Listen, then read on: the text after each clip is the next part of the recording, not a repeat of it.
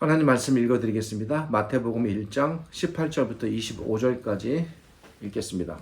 예수 그리스도의 나심은 이러하니라. 그의 어머니 마리아가 요셉과 약혼하고 동거하기 전에 성령으로 잉태된 것이 나타났더니 그의 남편 요셉은 의로운 사람이라 그를 드러내지 아니하고 가만히 끊고자 하여 이 일을 생각할 때에 주의 사자가 현몽하여 이르되 다윗의 자손 요셉아 내 아내 마리아 데려오기를 무서워하지 말라. 그에게 잉태된 자는 성령으로 된 것이라. 아들을 낳으리니 이름을 예수라 하라.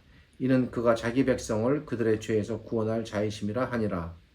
이 모든 일이 된 것은 주께서 선지자로 하신 말씀을 이루려 하심이니 이르시되 보라 처녀가 잉태하여 아들을 낳을 것이요 그의 이름은 임마누엘이라 하리라 하셨으니 이를 번역한즉 하나님이 우리와 함께 계시다 함이라.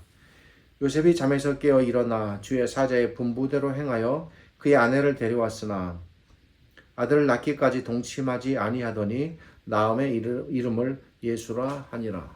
지난 주일까지 우리는 출애굽기 17장과 민수기 20장을 중심으로 반석이신 그리스도라는 주제로 구약에 나타나신 그리스도께서 어떻게 신약시대와 그리고 우리 시대에 참 생명의 물을 주시는 반석이신 그리스도로 나타나셨는가에 대해서 살펴보았습니다. 지난 6주 동안 특별히 이 부분에 대해 모형론이라는 다소는 생소한 성경적 관점에서 이 주제를 다루었습니다. 저로서는 모형론을 처음 제대로 소개하는 시간이었습니다. 내년 계획으로는 그리스도에 관한 모형론에 대해 좀 더 탐구하고 공부하여 전하고자 하는 마음을 갖고 있습니다. 성경에는 그리스도께서 구약에 제시된 모형론에 근거하여 신약 성경에 그리스도에 관한 가르침들이 나타나는 모형론에 대한 다양한 주제와 유형들이 존재합니다. 내년에는 이 주제들을 하나씩 순차적으로 공부하면서 설계해 나갈 계획입니다. 아마도 최소한 6개월 이상 시간이 소요될 것으로 예상합니다. 그 전에 이제 올해의 마지막 달을 맞아 특별히 주님의 탄생과 관련된 4편의 설교를 이번 12월에 내놓고자 합니다. 성탄과 관련된 이 설교들은 이전에 제가 전했던 말씀드림을 미리 밝혀둡니다. 특별히 이 본문과 관련해서는 2024년 네팔 아울시 기간 중에 간략히 다룬 적이 있었습니다. 그러나 그럼에도 불구하고 다시 전하는 것은 이전 저의 성탄절 설교를 듣지 못했던 새로운 분들이 또 계시고 그리고 저 또한 이 부분을 좀 더 정리하여 전할 필요를 느껴서 이번 설교를 계획하게 되었습니다. 이전에 전한 내용을 기본으로 하되 좀 더 다듬고 정리하여 내놓습니다. 지난 저의 성탄절 설교는 마태복음과 누가복음을 통해 전해졌는데 이번 4주 동안에는 마태복음의 두 본문을 각각 2회씩 총 4주 동안 전하고자 합니다. 그 중에 첫 번째 본문이 오늘 본문입니다. 요셉이라는 한 청년이 있었습니다. 그에게는 마리아라는 결혼하기로 약속된 처녀가 있었습니다. 그런데 어느 날 마리아가 아기를 갖게 되었습니다. 그러자 요셉은 자신과 마리아가 동침한 사실이 없는데 마리아가 아기를 갖게 되었으므로 이 아기는 분명히 마리아가 다른 남자를 통해 얻게 된 아기임이 틀림없다라고 생각했습니다.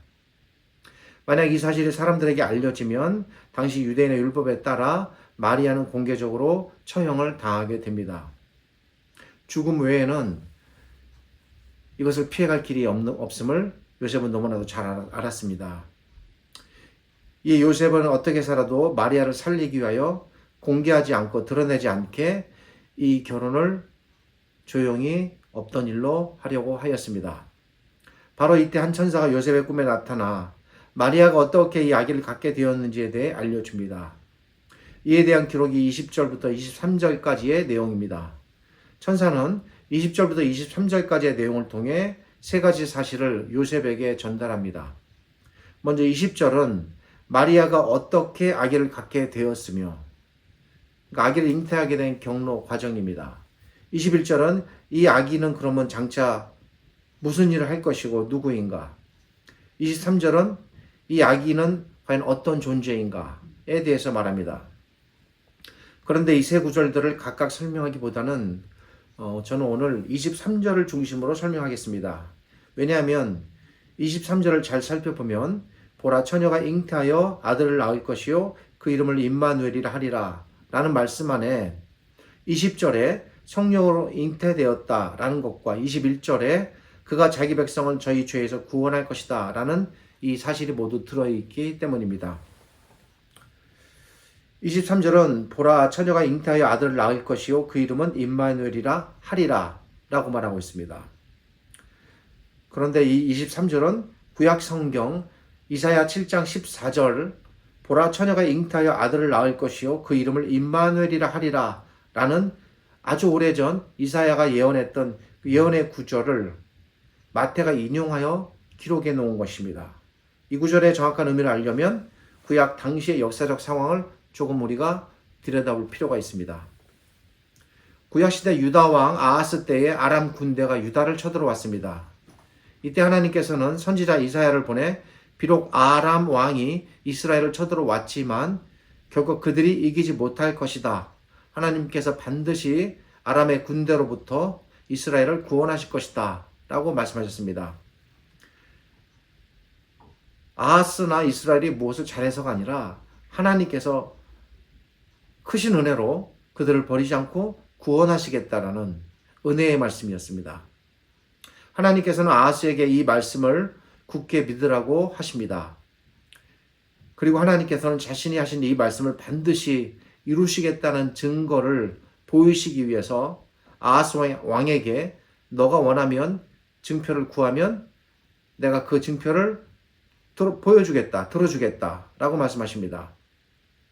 그 옛날 기드온이 하나님께서 자신과 함께 하신다는 증표로 마른 양털에 물이 스며들도록 요구했다던가 아니면 히스기야가 죽게 되었을 때 그의 생명을 연장시켜 주겠다는 것을 하나님께서 보증하시는 증표로 해시계가 뒤로 물러가게 하는 증표를 그가 요구했을 때에 하나님께서 그 증표를 보여주신 것과 같은 것입니다. 그러니까 그렇게 증표가 나타나면 그 약속이 반드시 이루어지겠다는 약속에 대한 보증이 되는 증표, 그런 역할을 하는 것입니다. 아하스는 근데 이때 감히 어떻게 제가 하나님께 증표를 요구하겠습니까? 이 말씀 안에는 제가 증표를 요구하지 않아도 하나님께서는 저를 구원하실 것을 제가 믿습니다. 저희를 구해 주실 것을 믿습니다. 라는 의미가 들어 있습니다. 그래서 굳이 제가 증표를 하나님께 요청하지는 않겠습니다. 이 하나님께서는 그럼 내가 한 증표를 내가 너에게 보여줄 것이다. 이 증표가 사실로 나타난다면 내가 너와 이스라엘을 구원한다는 말이 결코 헛말이 아니다라는 것을 알 것이다. 그러니까 증표가 나타난다면 구원에 대한 보증이 된다는 것입니다. 이렇게 해서 하나님께서 보여주실 한 증표를 말씀하시는데 그것이 바로 장차 처녀가 잉태하여 아들을 낳을 것이고 그가 임마누엘이다 라는 말씀입니다. 이에 대하여 이사야서 7장 14절은 이렇게 말합니다. 그러므로 주께서 친히 징조로, 자, 이 징조입니다. 증표, 너희에게 주실 것이다. 증표를 주실 것이다. 네가 요구하지 않았지만 내가 너에게 한 증표를 보여줄 것이다. 무엇이냐? 처녀가 잉태하여 아들을 낳을 것이고 그 이름은 임마누엘이다. 그러니까 이 말씀은 하나님께서 이스라엘을 버리지 않으시고 구원하신다는 사실을 보여주기 위해서 그 옛날 마치 기드온이랑 히스기야에게 보여주셨던 증표처럼 이렇게 증표로 주시겠다는 말씀이었습니다. 근데 이제 여기서부터 꼬이는 겁니다. 우리가 이해하기 힘든 사실은 이 증표가 아하스 왕의 당대에 나타나지 않다가 수백 년이 흐른 뒤에 처녀 마리아가 아기 예수님을 잉태하는 사실을 통해 이 증표가 나타났다는 것입니다. 이사야에서 그 어느 곳에서도 처녀가 잉태하여 결혼하지도 않은 처녀가 어떤 하나님의 표적과 기사로 아기를 잉태하여 출생하였다는 구약적인 기록은 전혀 없습니다. 이사야 시대에 그런 일이 일어나지 않았습니다. 다시 말씀드리면 이렇게 됩니다. 구약에서는 구원에 대한 증표를 하나님께서 말씀하시면 그 증표를 하나님께서 보여주십니다. 이 증표는 대부분 다 표적과 기사의 증표입니다. 그러니까 자연현상으로는 해결이 이루어질 수 없는 증표입니다. 해시계가 뒤로 간다는 것은 쉽게 얘기해서 지구가 반대 방향으로 돌았다는 거 아니겠습니까? 그리고 그 증표를 보여주신 하나님께서는 그 증표를 보증을 해서 내가 너를 반드시 구원하겠다. 그리고 그 구원이 일어나는 것이 증표 다음에 나타나는 일의 순서였습니다. 이런 흐름이 기드온과 히스기야의 경우에도 증표와 구원이라는 시간의 연속을 통해 나타났습니다. 자, 그런데 이번 사건은 그렇지가 않다는 겁니다. 전례대로라면 하나님께서 구원에 대한 증표를 말씀하시면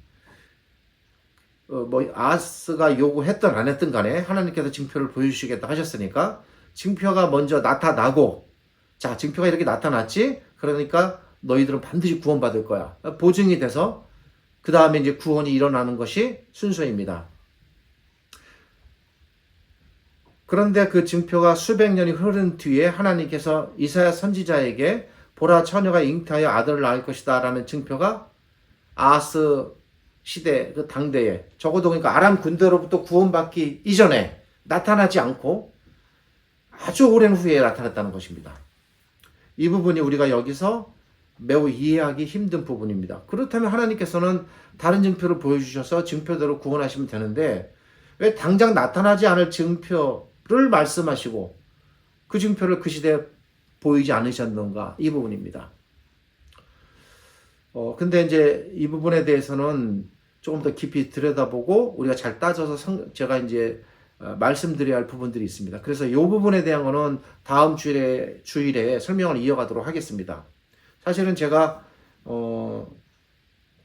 2024년 네팔 아울리치 때 이 부분에서 여기에 대해서 말씀드릴 때도 이 부분에 대해서는 깊게 다루지는 않았습니다. 시간적인 제약도 있고 그래서 간략하게 그냥 개괄적으로 말씀을 드렸는데 이번에 이제 조금 설명은 다음 주일에 이 부분에 대해서 드리겠습니다. 오늘은 이제 질문만 제가 던지는 것입니다.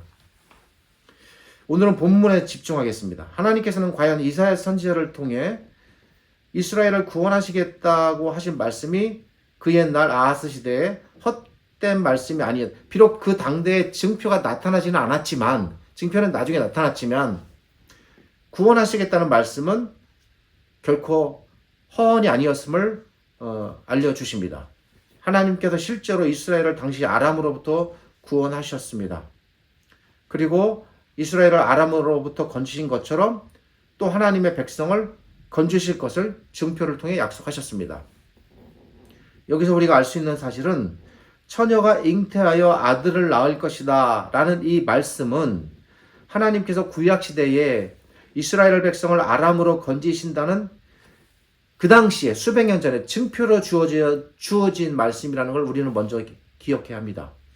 그리고 처녀가 아들을 잉태할 것이다 라는 이 구원의 증표는 이사야 선지자 시대에 나타나지 않았고, 그러니까 구약에 나타나지 않은 것입니다. 그리고 신약 시대에 마리아를 통해서 나타났다는 것입니다. 우리에게는 다소 이해가 난해한 이 부분에 대해 말씀드린 대로 다음 주일에 이 부분에 대해서는 조금 더 집중적으로 설명을 드리고 오늘은 본문을 들여다보겠습니다. 여기서 기록자 마태는 이사야 선지자의 이 예언의 말씀에 해석을 덧붙였는데 이사야의 선지자의 말에 대한 해석이 오늘 본문 20절과 21절입니다.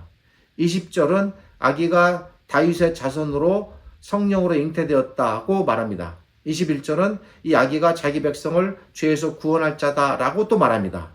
이 두 가지 내용은 이사야의 기록에는 없는데 마태가 추가해서 기록해 놓은 일종의 이사야의 글에 대한 마태의 해석입니다. 그대로 옮겨놓은 부분은 23절이고 23절을 말하기 전에 그 부분에 대한 해석을 20절과 21절에 먼저 달아놓았다는 것입니다.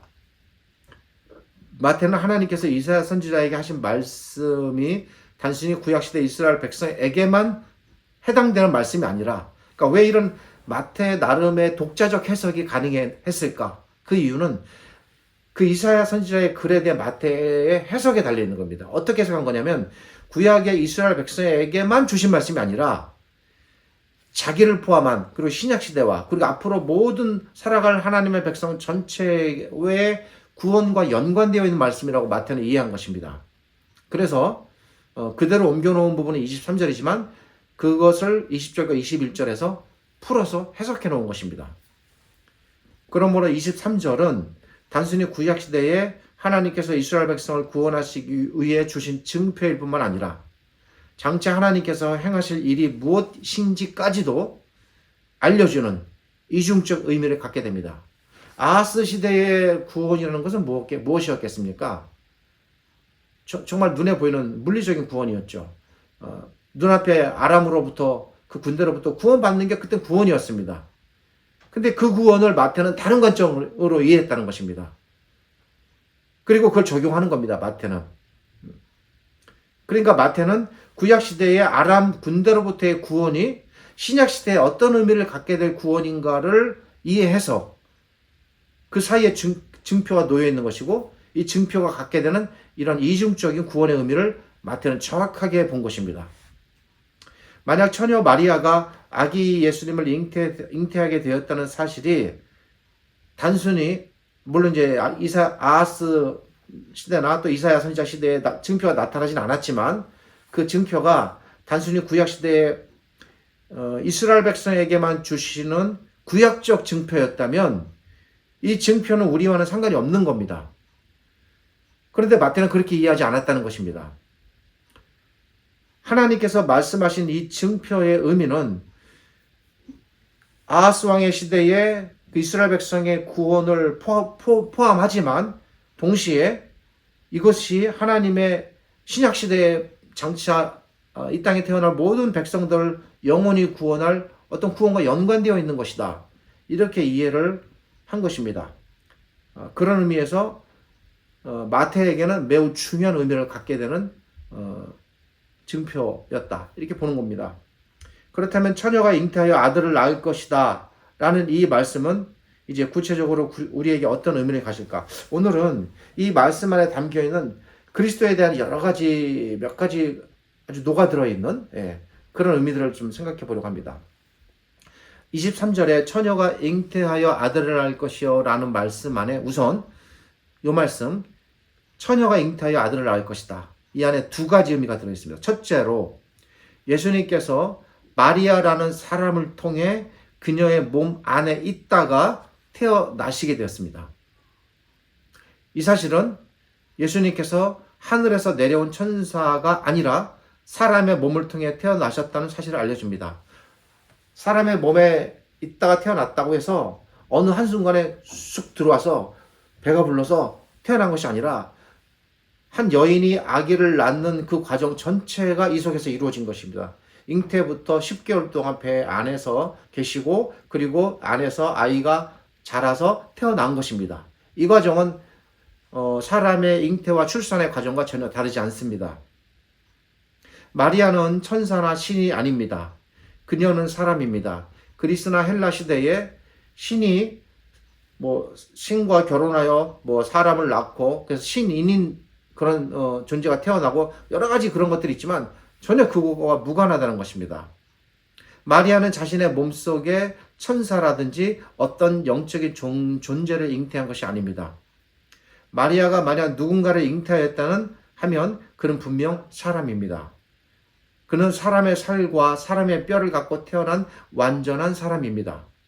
따라서 예수님께서 어떤 하늘에서 내려온다거나 어떤 기이한 표적을 통해서 어느 날 갑자기 세상에 보여졌다거나 이런 존재가 아니라 실제로 사람 몸을 통해 태어났다는 이 사실은 예수님께서 신비한 영적인 상태의 존재나 영적인 존재로 태어나신 것이 아니라 눈에 보이고 만져지는 실제로 사람의 뼈와 살과 피를 모두 다 지닌 완전한 사람으로 이 땅에 오셨음을 알려주는 것입니다. 그러니까 마리아의 몸을 빌어 태어났다는 것은 첫째 이 의미를 갖고 있습니다. 이런 원리에서 예수님께서는 완전한 사람으로 오셨다는 것입니다. 그럼 왜 그렇게 하셨어요? 왜 그래야 하셨을까? 하늘로부터 그냥 내려오실 수도 있고 지금 예수님께서 하늘로 올라가신 것처럼 그냥 내려올 수도 있지 않겠습니까? 그리고 사람들에게 나타나서 출현하실 수도 있지 않겠습니까? 근데 그렇게 안 하셨다는 것입니다. 마리아의 몸을 빌어서 아기로서 태어나셨다는 것입니다. 이유는 완전한 사람으로서 오셔야 했기 때문입니다. 왜 완전한 사람으로 오셔야 했는가? 그것은 자기 백성이 당하는 모든 죄의 고통을 그분이 대신 지시고 담당하기 위해서는 사람과 같은 상태가 되어야 합니다. 그러니까 눈높이가 맞아야 한다는 것입니다. 예수님께서 인간이 당해야 할 모든 저주와 죄의 질고와 심판을 다 담당하시기 위해서 완전한 사람으로 오셔야 했고, 그래서 마리아라는 실제 사람의 몸을 통해 태어나셨다는 것입니다. 이것이 예수님께서 완전한 사람으로 오신 이유고 목적이 되겠습니다. 이 예수님의 탄생이 이미 수백 년 전에 이사야 선지자 시대에 유다 왕국을 아람으로부터 구원하실 구원의 증표로 그때 주어졌다는 것입니다. 그때는 아람으로부터의 구원인데 그 아람으로부터의 구원의 증표를 마리아를 통해서 성취시키셔서 아람으로부터의 구원이 아닌 이제는 죄로부터의 구원의 증표로 하나님께서 그 증표를 나타내셨다는 것입니다. 이 부분이 이제 모순이 우리가 이해하기 힘든 부분입니다. 다음으로 23절은 이 마리아가 어떤 상태에서 아기 예수님을 잉태하게 되었는가, 즉 무엇으로 마리아의 몸속에서 있다가 태어날 수 있게 되었을까, 이것입니다. 그리고 특별히 마리아가 어떤 상태에 있었는가를 알려줍니다. 마리아는 예수님을 잉태할 때에 정확하게 지금 이 23절 성경 구절은 명확하게 여기서 지금 명시하는 부분이 있는데, 그것은 뭐냐면 마리아가 처녀였다는 것입니다. 이 부분이 대단히 중요한 부분으로 부각이 됩니다. 그리고 이 부분은 물론 이사야 선지자 글에도 기록되었던 부분입니다. 말 그대로 처녀란 남자를 전혀 알지 못하는 상태입니다. 남자와 결혼하지 않은 것입니다. 남자를 알지 못하는 것입니다. 남자와는 전혀 연관이 없고 그 어떤 티끌만큼의 관련도 없습니다. 그런데 오직 여인 하나의 몸만을 빌어서 그 몸을 통해 예수님께서 태어나셨다고 23절은 분명히 알려줍니다. 마리아라는 사람의 몸을 빌어서 태어나셨다는 것과, 근데 그 마리아가 처녀라는 사실은 별개의 문제입니다. 두 가지입니다. 마리아라는 사람을 통해 태어났다는 것은 예수님께서 참 사람으로 오셨다는 것을 알려주기 위한 표현이고, 그 마리아가 처녀라는 것은 참 사람으로 오셨지만 사람만은 아니었다는 것을 알려주는 또 다른 이면의 의미가 되겠습니다. 이것은 무엇일까요? 이것은 예수님께서 마리아라는 사람을 통해 태어나셨다는 측면에서는 완전한 사람이지만, 동시에 그 마리아가 남녀 관계가 아닌 마리아만의 독자적인 그 몸을 통해서 태어나셨다는, 즉 정상적인 남녀 관계를 통해 태어난 존재가 아니다라는 것, 이것은 그 아기가 죄 속에서 죄의 본성을 갖고 태어난 아기가 아닌 오직 하나님의 능력과 권능으로 태어나신 전혀 죄가 없으신 참 하나님이다라는 사실을 알려주는 두 번째입니다. 그러니까 마리아라는 몸을 빌었다는 것과 그 마리아가 처녀인데 처녀에게서 태어났다는 것은 각각의 참 사람과 참 하나님 두 가지를 표현하는 것입니다. 아담의 상태로 거슬러 올라가서 한번 생각해 보십시오. 남자와 여자를 통해서 결혼하여 태어나게 되는 이 땅의 모든 인간은 본질적으로 죄를 가지고 죄의 본성을 따라 나기 전부터, 뱃속에 잉태되는 순간부터 죄인으로 있다가 죄인으로 태어나게 됩니다. 그러기에 이 땅에 태어나는 모든 인간은 날 때부터 본질적으로 죄를 안고 죄 가운데에서 부패한 죄인으로 태어나면서부터 멸망받을 죄인으로 태어나는 것입니다. 그러나 예수님께서는 동정녀인 마리아라는 그 동정녀, 이것을 통해 태어나셨다는 측면에서 여인의 몸을 빌어서 태어나셨기에 사람이지만, 그러나 그 여인이 동정녀이기에 예수님께서는 전혀 죄가 없으신 하나님으로 오셨음을 또 한층 알려주는 것입니다. 이 부분이 마태가 주목하고 있는 대단히 중요한 부분입니다. 그러기에 예수님께서 처녀 마리아에게서 잉태되었다는 것은 처녀 마리아 이렇게 되는 겁니다. 처녀 마리아. 마리아는 사람이고 처녀는 동정녀입니다. 처녀 마리아에게서 잉태되어 태어났다는 말이 갖는 두 번째 의미는 뭡니까? 예수님께서는 죄가 전혀 없으신 하나님이시다를 간접적으로 알려주는 표현입니다. 간접적으로. 여기까지는 간접적으로 알려주고 있습니다.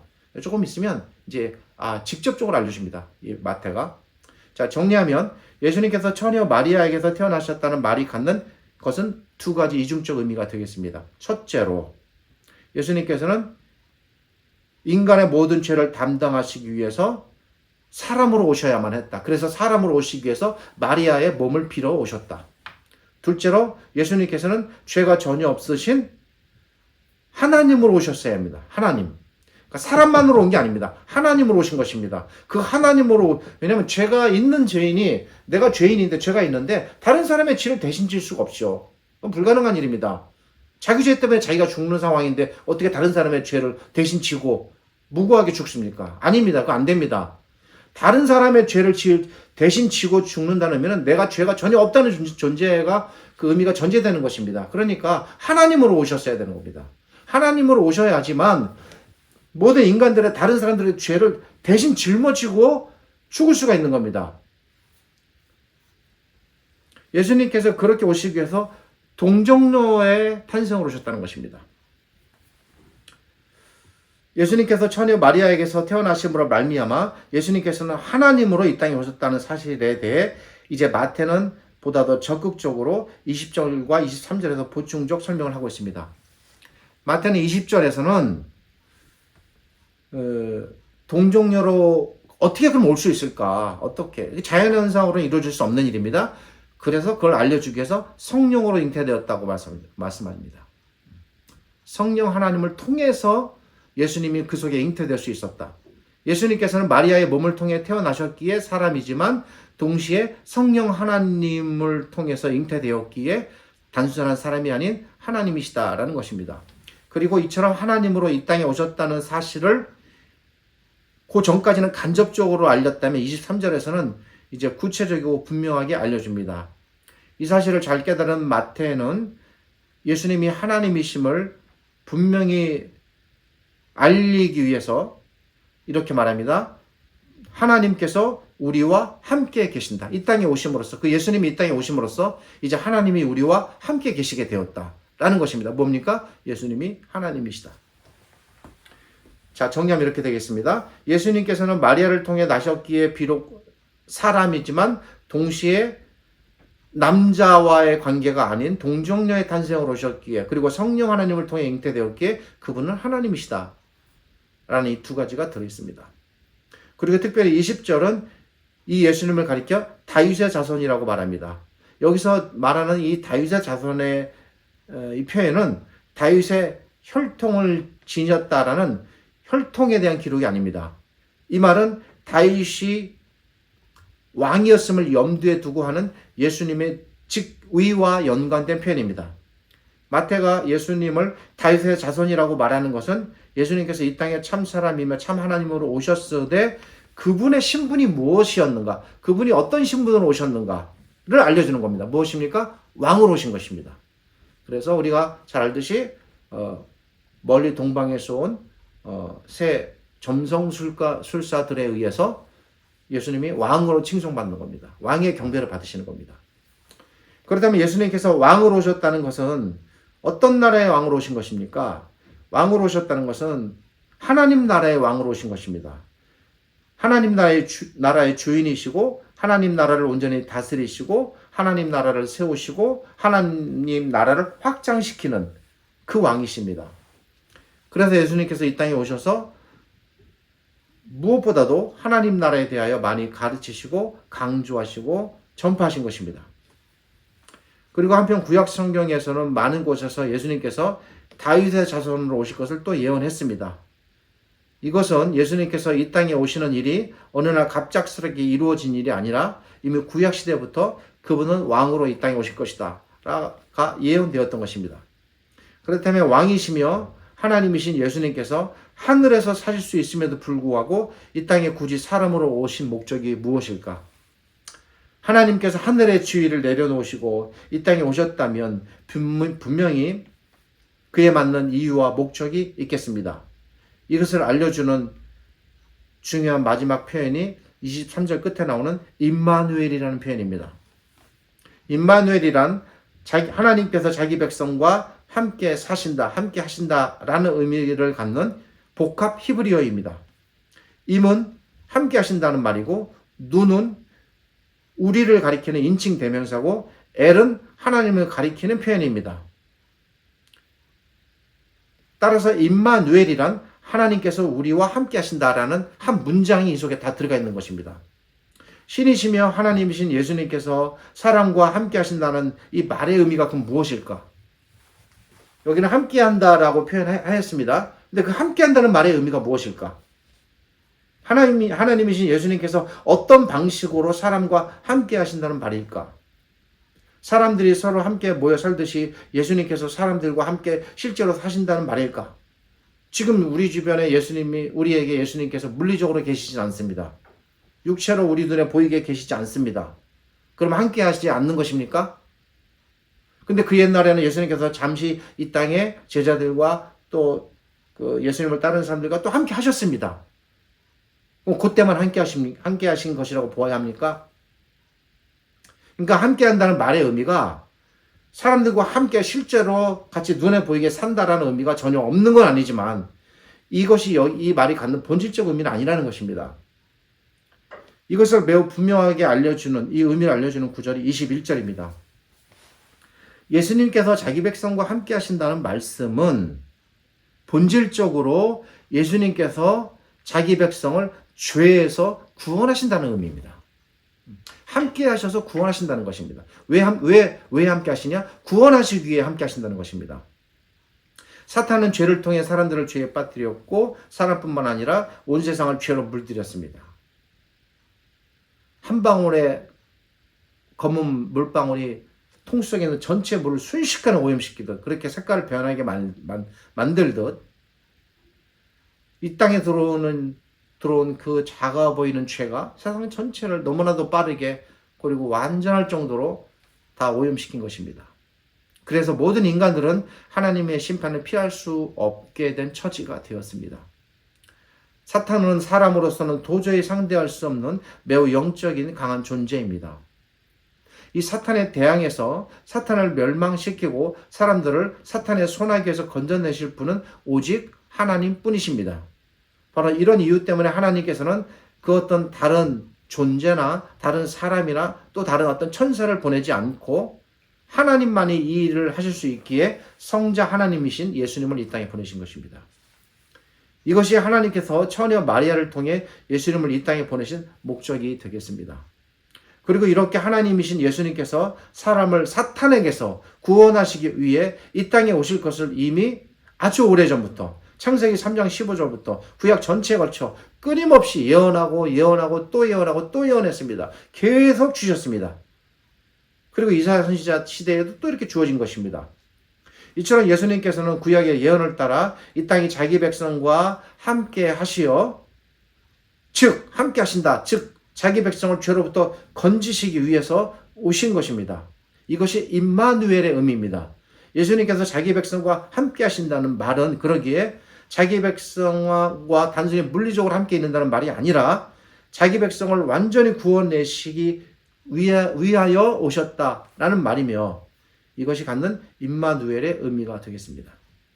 자, 오늘 전한 내용을 정리하겠습니다. 오늘 본문은 우리에게 예수님께 대해 중요한 4가지 사실을 알려줍니다. 뭉뚱그려서 이해하셔도 되겠습니다만 조금 더 정리를 위해서 이렇게 나누어서 이해해 볼 필요도 있다고 생각합니다. 첫째, 예수님께서는 이 땅에 우리와 똑같은 몸을 입으시고 완전한 사람으로 오셨습니다. 둘째, 예수님께서는 성령으로 잉태되어 동정녀의 몸을 빌어 태어나셨기 때문에 그분은 사람으로만 오신 것이 아니라 또한 동시에 완전한 하나님으로 오셨습니다. 셋째, 예수님께서는 하나님이시되 특별히 하나님 나라를 다스리시고 사람들을 그 나라의 백성으로 세워가시기 위해서 오신 하나님 나라의 왕으로 오셨습니다. 이게 다윗의 자손입니다. 넷째, 예수님께서는 영원히 자기 백성과 함께 사시며 함께 하시며 자기 백성을 죄로부터 구원하시기 위하여 오신 임마누엘의 하나님으로 오셨습니다. 다시 말씀드리면 예수님께서는 자기 백성과 함께 사시되 단순한 삶이 아니라 궁극적으로 사탄과 그의 모든 세력을 영원히 물리치시고 멸하시고 자기 백성을 사탄의 소나기와 모든 죄로부터 완전히 건져내시기 위해 오신 임마누엘의 하나님이라는 것입니다. 본문은 예수님께 대해 중요한 이 4가지 사실을 이렇게 잘 섞여지고 어우러져서 만든 맛난 요리처럼 이렇게 한 번에 우리에게 전해주는 것입니다. 그걸 저는 들여다보고 좀 헤쳐본 것입니다. 마태복음 2장 이후부터 펼쳐지는 기록들은 그렇다면 예수님께서는 과연 어떻게 하나님이시고 어떻게 참 사람이시고 어떻게 왕이시고 어떻게 임마누엘이셨을까? 어떻게 자기 백성을 사탄에게서 마귀에게서 건지셨을까를 알려주는 그리스도에 관한 총체적인 기록들이 되는 것입니다. 그리고 이 관점으로 다 마태뿐만 아니라 마가, 누가, 요한 다 이 관점으로 기록했습니다. 이 땅에 오신 예수님, 그분은 우리를 구원하시기 위해 하나님으로서 누리셔야 할 모든 지위와 영광을 내려놓으시고 친히 우리와 함께 사시기 위해 이 땅에 오셨습니다. 그리고 사람으로 오신 그 목적에 따라서 마침내 십자가에서 자신의 목숨을 내버리심으로써 자기 백성을 온전히 구원하시는, 자기는 전혀 죄가 없으신 하나님이신데 모든 다른 이들의 죄를 다 짊어지시는, 그래서 구원하시는 일을 이루셨습니다. 이 땅의 모든 왕들은 자기 백성을 다스리고 자기 백성을 어떻게 하면 좀 부릴까, 어떻게 하면 백성들이 군림할까, 그리고 나의 이 왕권을 어떻게 하면 공고하게 다질까, 온통 여기에 몰입되어 있으나 그 세상의 모든 왕들은 본질적으로 악합니다. 그러나 예수님께서는 자기 백성을 섬기시고 구원하시고 친히 목숨까지도 내어주시기 위해 오신 희생의 왕이십니다. 그러게 사랑하는 신자 여러분, 우리 예수님만이 참으로 우리의 유일한 구주시고 섬겨야 할 유일한 하나님이십니다. 이것은 너무나도 분명한 사실이지만 늘 고백하고 고백해도 마땅하고 부족하지 않지만 오늘 말씀을 통해서 왜 이렇게 예수님께서 우리의 구주시고 우리가 섬겨야 할 유일한 하나님이실까를 성경의 근거에서 우리가 좀 살펴보는 시간을 가진 것입니다. 그러니까 예수님만이 우리가 통치받아야 할 유일한 왕인 겁니다. 너무 분명합니다. 이 예수님은 지금도 하늘에서 우리를 위해 하나님께 간구하고 계시고 날마다 우리의 기도를 친히 들으시고 우리의 삶을 우리가 알든지 모르든지 또 눈에 보이든지 보이지 않는 곳이든지 때로는 어떤 상황을 통해서 때로는 우리들의 이웃을 통해서 때로는 친히 어떤 천사들을 보내서까지도 우리를 지도하고 계시는 것입니다. 이 예수님을 바라보고 소망하되 특별히 예수님께서 우리를 위해 이루신 제가 말씀드린 4가지 일들을 잘 기억하여 그에 대한 감사를 잃지 말으시고 그 가르침을 소중히 여겨 날마다 온 힘을 다해 주를 사랑하고 또 사랑하고 그리고 그 가르침을 전심을 다해서 따라 살아가는 주의 백성들이 되시기를 소망합니다. 기도하겠습니다. 하나님 감사합니다. 2025년도 12월을 맞아 주의 오심, 주님의 탄생을 생각하게 하시고 그에 맞게 계획하여 하나님의 말씀, 첫 번째 말씀을 내놓게 됨을 감사드립니다. 이 말씀을 통해서 우리 신자들이 우리가 알고 있는 예수님께 관한 일반적인 가르침들 또 사실들을 다시 한번 잘 되짚어보고 그것이 어떻게 성경을 통해서 증거되고 있으며 그것이 얼마나 분명한 진리이고 거룩한 가르침인가를 우리가 마음에 다시 한번 정리하고 되새기는 시간이 되기를 원합니다. 그렇게 해서 우리 안에 있는 믿음이 더욱 든든해지고 흔들리지 않게 하시고 더 예수님을 전심을 다하여 사랑하고 그 가르침을 쫓아 살아가는 복되고 거룩한 우리 신자들이 되기를 바랍니다. 지금은 우리 주님 예수 그리스도의 은혜와 죄를 지극히 사랑하시는 아버지 하나님의 크신 사랑과 오늘 이 말씀으로 우리와 함께 하시고 깨닫게 하셔서 우리를 전적인 예수님의 백성, 하나님 나라의 자녀로 살아가도록 이끄시는 성령 하나님의 함께 하심이 그 은혜가 우리 안에 가득하고 넘쳐나기를 우리 주님 예수 그리스도의 이름으로 축복하며 기도드립니다.